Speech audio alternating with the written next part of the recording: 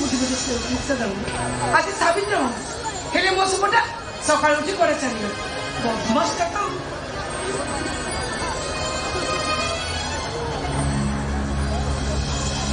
Hello Shubhendu आज छात्र मसिया तोर मन अच्छी ना नहीं अरे बहु पूजा कर सारा परे पाटे पानी दो एक कथा तो बोली जाई चुप कर से काम मत किसी भी देखानी जल्दी आसिक पहुंची कौन कहलु 5 मिनट आसिक पहुंची हाउ है आसिक पहुंची मस्त तो हाउ रखुची हाँ हाउ रखुची केमिति का टुकड़ा के जानी गोटा को बाहर मन शांति है ताको घर बाहर आ गोटे अपूर्व सुंदरी मेढ़ को बाहर जे छी छी छी छी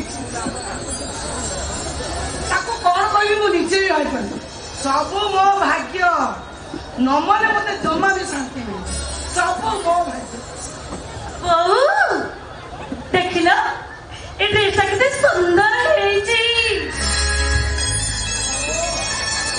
पूरा हल्ली गला ओ से सुंदर मते कोड मिलिबो कहिलु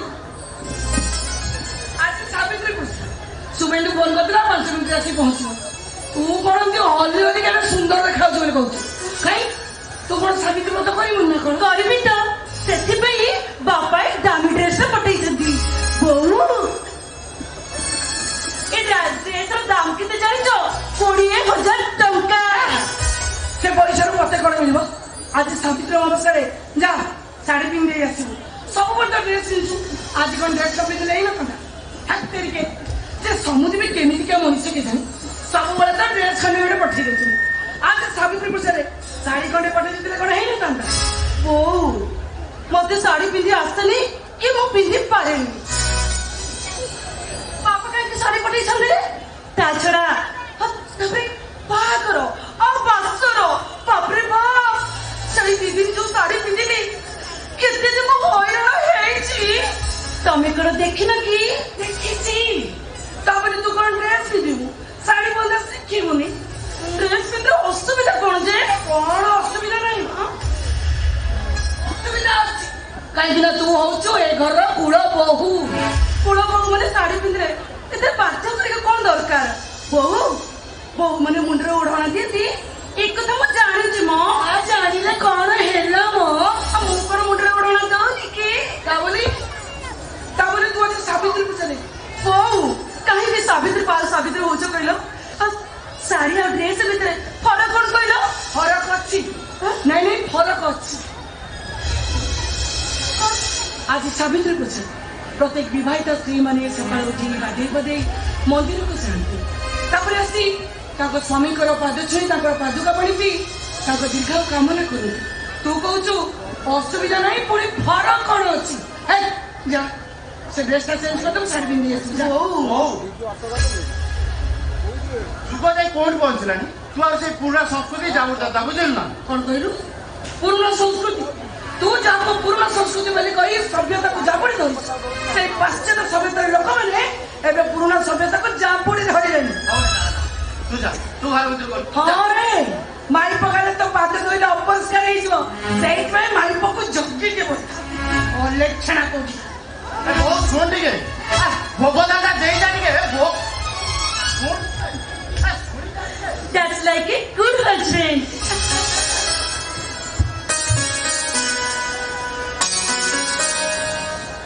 यार तमे मो भोग दादा जम्मा भी पाई बता दो मो भोग के पुना करे मन से हम से किछु दिन रही गला परे सारा से अभ्यास है जीवन सावित्री पूजा काहे की होए अब केमिति होए काहे की होए कोन सेटा बडा पुना परंपरा समस्त करती सेते आमे कर दवा हमें केमिति करबा जे केमिति कोन करबा अरे तमे को उबे सब जानि तमे जानि तो केमिति करबा कुहो ना प्लीज कुहो ना केमिति करबा ओमा पूजा का केमिति करबो मु को दोते सुनो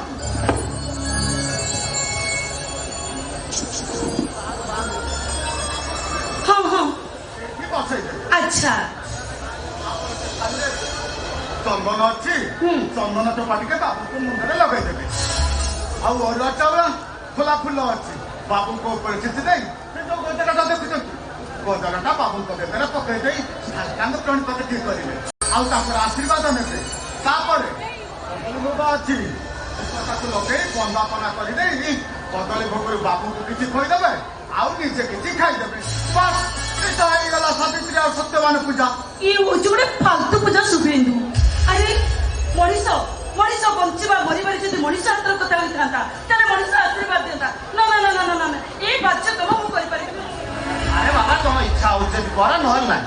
ମୋର ସେସବୁରେ କିଛି ଇଣ୍ଟରେଷ୍ଟ ନାହିଁ। ଏ ଶୁଭେନ୍ଦୁ ଏ ଶୁଭେନ୍ଦୁ ତମ ପ୍ରଥମ ସ୍ତ୍ରୀ ତମକୁ ତ ଏମିତି ପୂଜା କରିଥିବେ। ହଁ ହଁ ବୌମା ପୂଜା କରିଥିଲେ ବୌମା।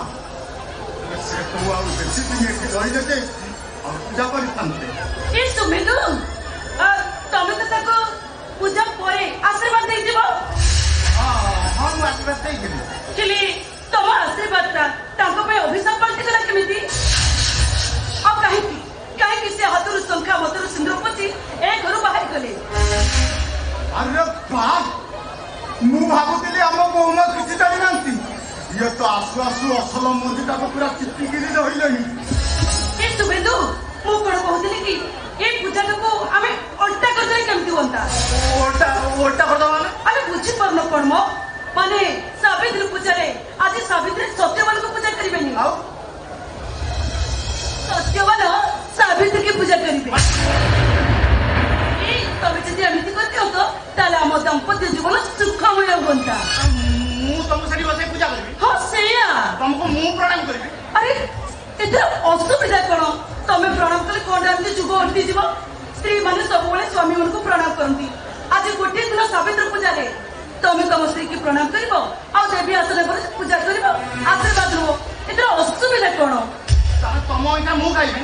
ହଁ କାହିଁକି ତମକୁ କଣ ଘୃଣା ଲାଗିବ କି? ଏ ଶୁଭେନ୍ଦୁ ତମ ଅଇଁଠା ତ ମୁଁ ସବୁବେଳେ ଖାଉଛି କାହିଁ ମତେ ତ ଘୃଣା ଲାଗୁନି। ଏ ଶୁଭେନ୍ଦୁ ତମେ ଯଦି ମତେ ଦେବୀ ଆସନରେ ବସି ଦେବୀ ଅଇଁଠା ଖାଇ ଆଶୀର୍ବାଦ ନିଅତ ତାହେଲେ ଅସୁବିଧା କୋଉଠି ରୁହନ୍ତା? ଆଉ ଦେବୀର ଆଶୀର୍ବାଦ ନିଅତ କହିଲ ଏଥିରେ କିଛି ଅସୁବିଧା ଅଛି କି? ତାହେଲେ ଏ କଥାଟା ତ ମୋ ମୁଣ୍ଡରେ ପଶୁନଥିଲା। ତାହେଲେ ଏମିତି ଗୋଟେ ଅପୂର୍ବ ସୁଯୋଗ ଆଜି ଦେଖିବାକୁ ମିଳିବ। ଏ ଶୁଭେନ୍ଦୁ ତମେ କିଛି କହୁନ ଯେ? ମୁଁ ଖାଲି ଭାବୁଛି ବୋଉ ଏସବୁ ଦେଖିଲେ କଣ ଭାବିବ? ଆରେ ବାବା ବୋଉ ଭାବିବ ନ ଭାବିପାରେ ଏଟା ଆମର କଣ ଅଛି? এইটা হচ্ছে আমার স্বামী স্ত্রীଙ୍କ ভিতরে কথা। তা ছড়া আজ সাবিত্রী দিନରେ স্বামী স্ত্রী স্বামীকে পূজা করতেন না ননে স্বামী স্ত্রীকে পূজা করিব। এই শুভেন্দু তুমি যদি এতিকি করে দিও তো তাহলে মতে লাগতা তম ভিতরে থাকা পুরুষ পড়িয়ার অহংকারটা ସବୁଦିନ ପାଇଁ ଲୋପ ପାଇଯାନ୍ତା ଆଉ ଆମ ଦାମ୍ପତ୍ୟ ଜୀବନ ସୁଖରେ ଚଳନ୍ତା। ଆମେ ସାରା ଜୀବନ ହସ ଖୁସିରେ ଚଳନ୍ତେ। ଆଉ ତମେ ଯଦି ଏତିକି ନ କରିବ ତାହେଲେ ମତେ ଲାଗିବ ତମେ ତମ ସ୍ତ୍ରୀକୁ ଅର୍ଦ୍ଧାଙ୍ଗିନୀ ବୋଲି ଭାବୁନ ଗୃହପାଳିତ ଚାକରାଣୀ ବୋଲି ଭାବୁଛ। ତମେ ସେମିତି ମନରେ ଭାବରେ କାହିଁ ଆଣୁଛ? ଏଇ ପୂଜା ତ କରିବ ଏମିତି ଫୁଲେଇ ହେଇଯାଉଛ ପଳଉଛ କାହିଁ? ଆସ ଆସ ତମେ ସେଠି ବସ ମୁଁ ତମକୁ ପୂଜା କରିବି। ଆଉ କଣ ନା ଏଇ ସେମିତି କହିଥିଲି ଚାଲିଯିବି ନା କଣ? ମୋ ସ୍ୱାମୀ ମତେ ଆଦରର ସହିତ ନେଇକି ବସେଇକି ପୂଜା କରିବେ ନା କଣ କହୁଛ? ହଁ ହଁ ହଁ ବାବା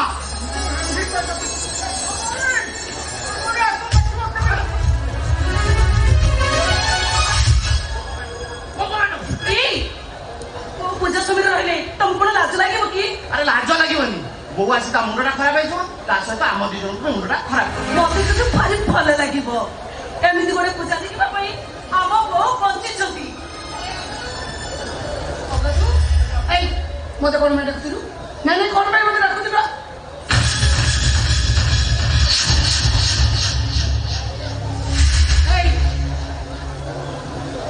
ଏବେ ଯାଇ ପୂଜା ଶୁଣି ସବୁ କଣ ନାଇଁ ନାଇଁ କଣ ହଉଥିଲା ଏସବୁ?